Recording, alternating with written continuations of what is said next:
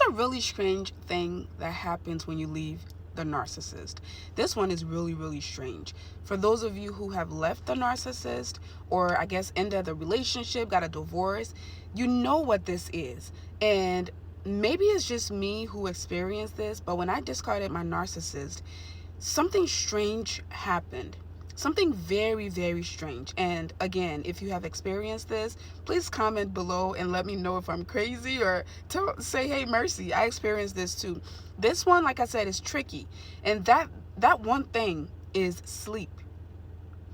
When I finally got rid of my narcissist, the very night when they served him with a restraining order and he left the house, I slept like a baby. I hadn't slept in months. 8 hours sleep was a foreign language. And I speak a lot of different languages, but that one I couldn't understand. I was like, what do you mean sleep? I had the worst sleep pattern with this person. And I'm going to elaborate on that a little later.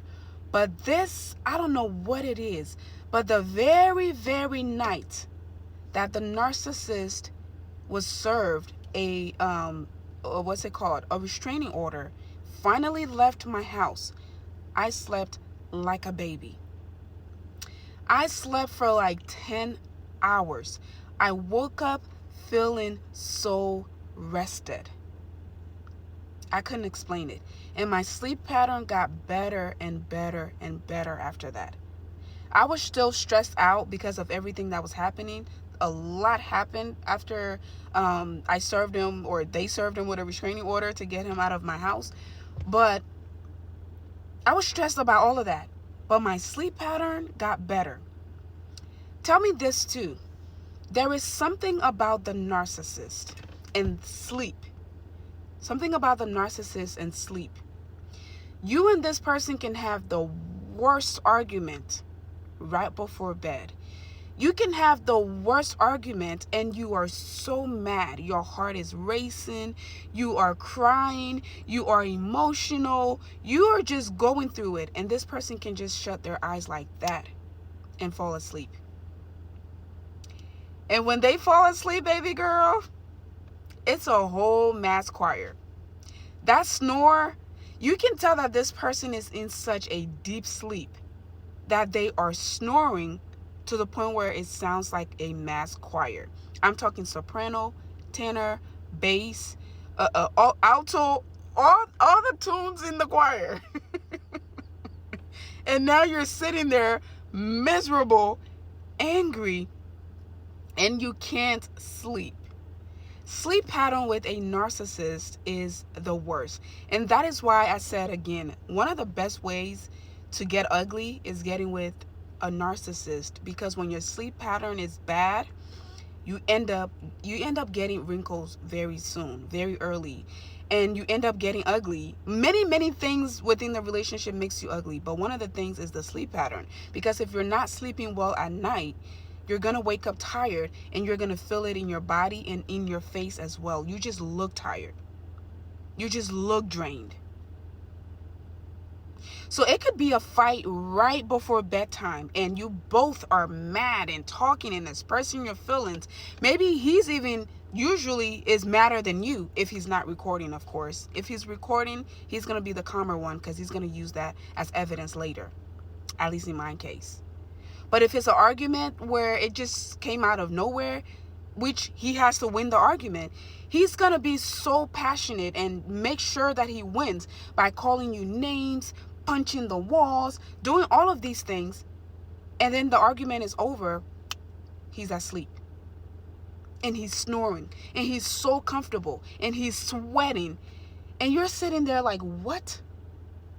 This is how some people become alcoholics, because now you can't sleep. So you got to go drink something to relax yourself. I used to be up all night just grieving, and cannot understand why this person is sleeping so comfortably. Is it just me? Please, please comment below. Please comment below. For the life of me, I cannot understand how someone would be so mean, so cruel, so toxic. You as the normal person, you're sitting there, even in a regular argument, when you argue with a person, after the argument, you start to reflect. Your mind starts wandering. You start saying things like, I shouldn't have said that. Okay, maybe I shouldn't have responded. Maybe I should have acted this way. Maybe I should have done this. You start to reflect. You start to analyze the whole situation. That alone keeps you up. That alone keeps you up. And for the life of me, I cannot understand why this person goes straight to sleep, gets the best sleep of their life, and they are sweating all over the place. That's another thing. The narcissist has a certain odor, and they also have a certain sweat. They sweat bullets when they're sleeping. You have to change the beddings almost like on a daily basis. If you're a clean freak like myself, you have to consistently change the bedding. This is how comfortably these people sleep. And to me, it's the most cruel thing ever. I'm not saying I have anything against sleep, but for you to just go through such a traumatic situation or conversation with your partner, the person you claim you love, for you to just fall asleep that easily, I will never understand that. I will never understand that. The person can eat comfortably after a fight.